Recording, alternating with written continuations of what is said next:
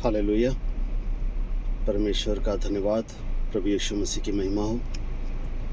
आज मैं आपसे जिस विषय के बारे में बात कर रहा हूँ वो है स्वर्गदूत, एंजल। और अगर हम देखें तो एंजल का काम होता है, स्वर्गदूत का जो काम होता है वो है संदेश देना। बाइबल में भी हम देखते हैं कि स्वर्गदूत संदेश देने के लिए, परमेश्वर का संदेश देने के लिए अपने लोगों के पास आते थे।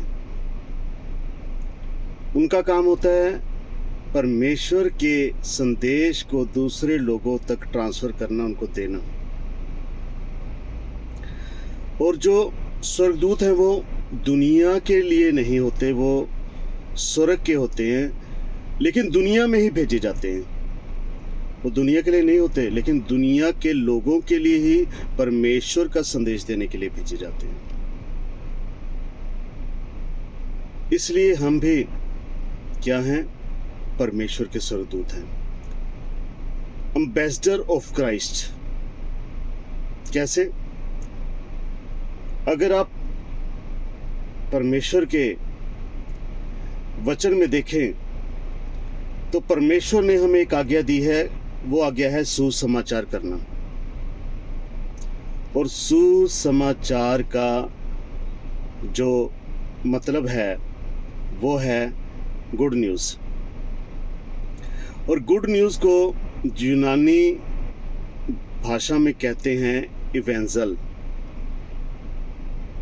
और इंग्लिश में कहते हैं इवेंजल। और ये दोनों शब्द जो हैं आपस में मिलकर किस शब्द को बनाते हैं? इवेंजलिज्म। अगर आप इवेंजलिज्म के फर्स्ट 2 डिजिट हटा दें, अल्फ़ाबेट हटा दें, और लास्ट के भी 3 अल्फ़ाबेट हटा दें, तो बीच में आएगा एंजल। इवेंजलिज्म के बीच में क्या आता है? एंजल। और एंजल का मतलब है स्वर्गदूत, संदेशवाहक। परमेश्वर का संदेश आपने लोगों को देना है, गुड न्यूज़, सुसमाचार। इसलिए आप क्या हैं?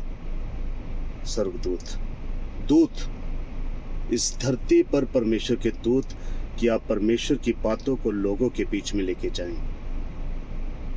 बाइबल बताती है कि मनुष्य को स्वर्गदूत से थोड़ा ही कम किया गया है, लेकिन हम भी एम्बेसडर हैं। किसके? Ambassador of Christ. हम दुनिया के में तो हैं, लेकिन दुनिया के लिए नहीं हैं। अगर आप फिलिपियों की पत्री उसका 3 और उसकी 20 आयत में देखें तो वहां पर परमेश्वर का वचन कहता है, हमारा स्वदेश, हमारा देश स्वर्ग है। हमारा देश स्वर्ग है। हम इस धरती के नहीं हैं, हम सिटीजन ऑफ हेवन हैं।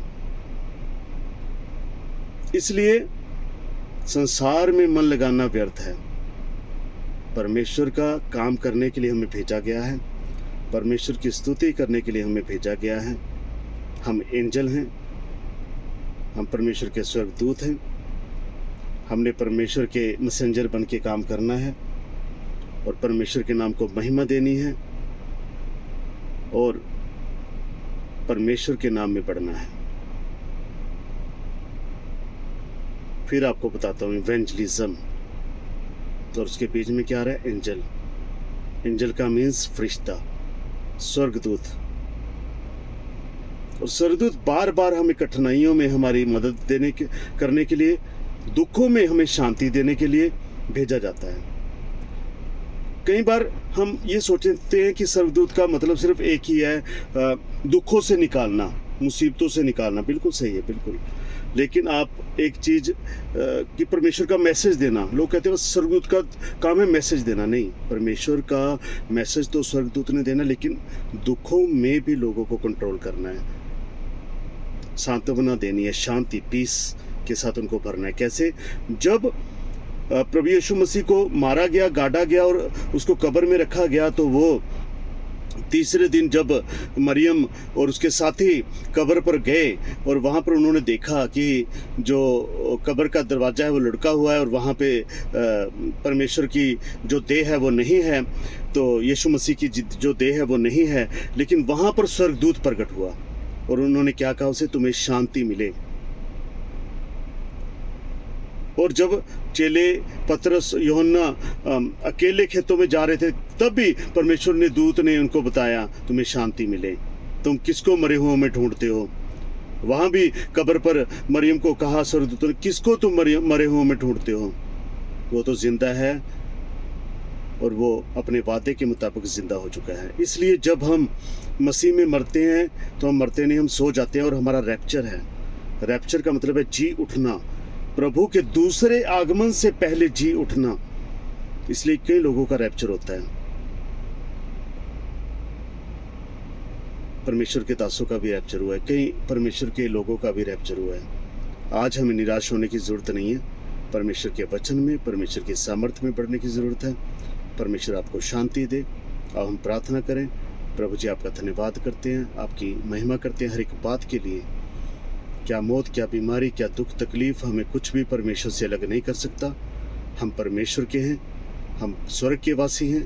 हमारा धरती पर कुछ समय है और हमें उस समय में परमेश्वर के वचन को दुनिया तक लेके जाना है। जितने भी इस कलाम को, इस वचन को सुनते हैं, तो वो आशीष पाएं, वो स्पिरिट उनको टच करे, पवित्र आत्मा से वो भर जाएं, उनके दुख कम हो जाएं, उनकी परेशानियां खत्म हो जाएं और परमेश्वर का पीस, उसकी शांति उनके अंदर आने पाए। प्रभु यीशु मसीह के नाम से प्रार्थना मांगते हैं, आमीन। हालेलुया। Thank you.